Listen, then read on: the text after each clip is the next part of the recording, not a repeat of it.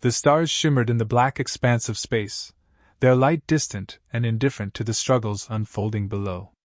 Zarya, once a thriving world of peace and knowledge, now lay in ruin, a planet on the brink of extinction.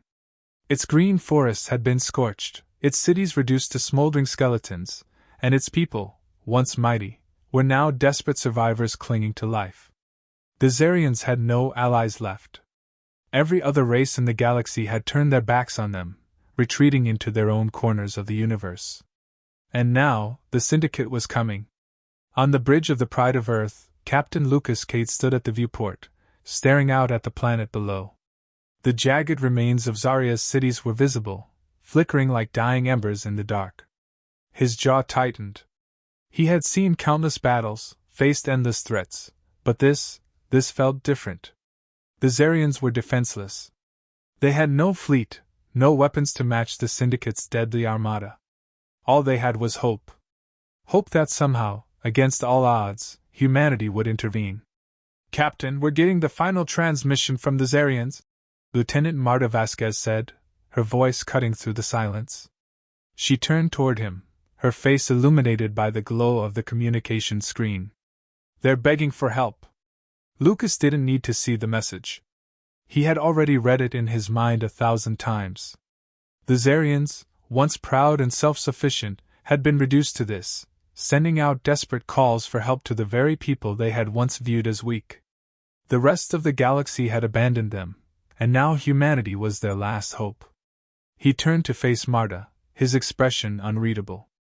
"How long until the Syndicate arrives?" 2 hours, maybe less," she replied, her voice tense with the weight of the information. "We've only got one shot at this." Lucas exhaled sharply, his mind racing.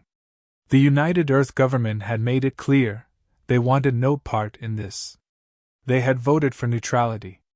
The Zarians were seen as a lost cause, a race too far gone to be worth saving. But Lucas had always believed differently. He had always believed that humanity's strength lay not in how many battles they won, but in the choices they made in moments like this. "How many ships do we have?" Lucas asked, his voice firm. 2 battalions, Marta answered, her tone reluctant. "Not nearly enough to take on the Syndicate fleet. Their warships are far superior. We're outgunned."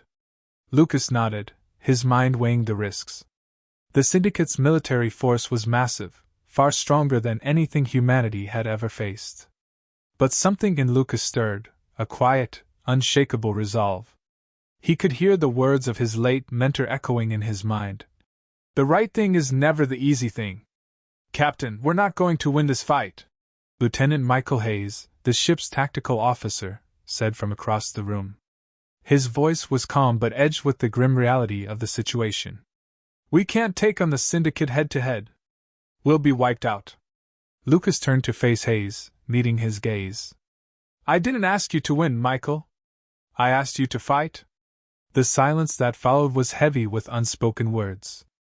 Every crew member aboard the Pride of Earth knew the consequences of disobeying orders.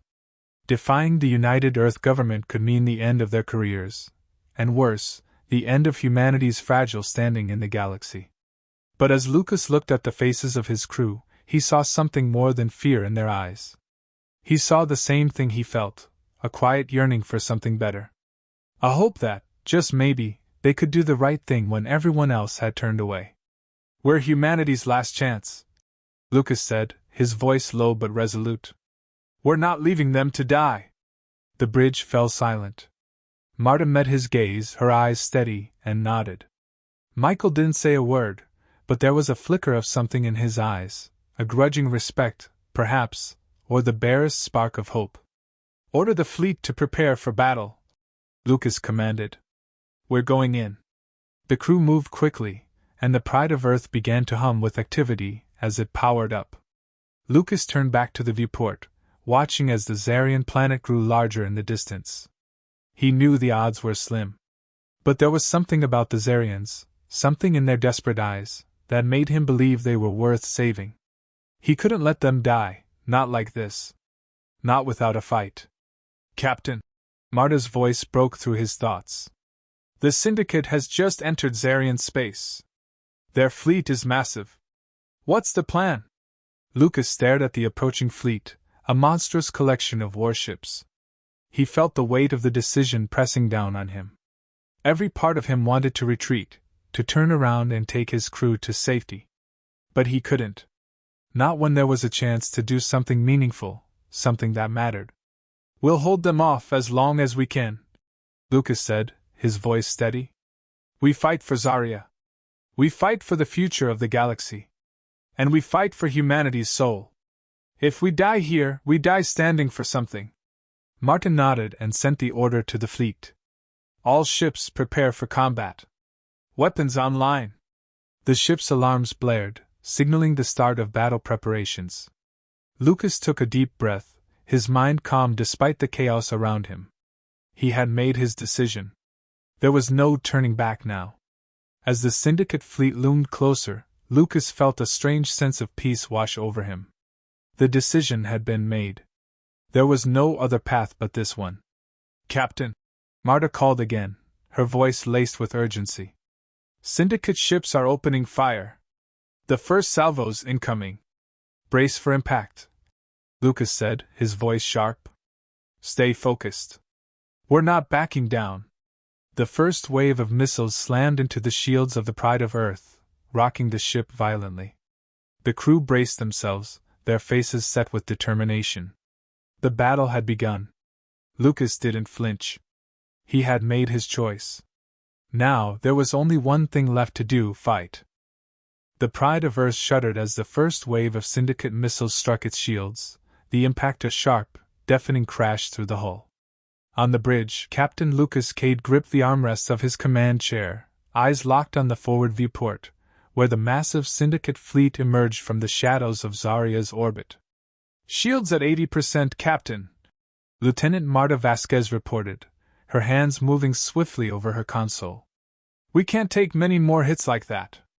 Then we won't let them, Lucas said, his voice as steady as ever, though the tension in his jaw betrayed the strain he was feeling.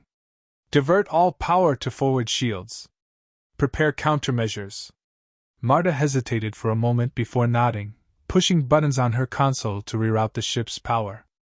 Aye, Captain. Shields are holding for now, but I don't know how much longer they'll last. Lucas didn't look at her. His attention was fixed on the battle unfolding in real time.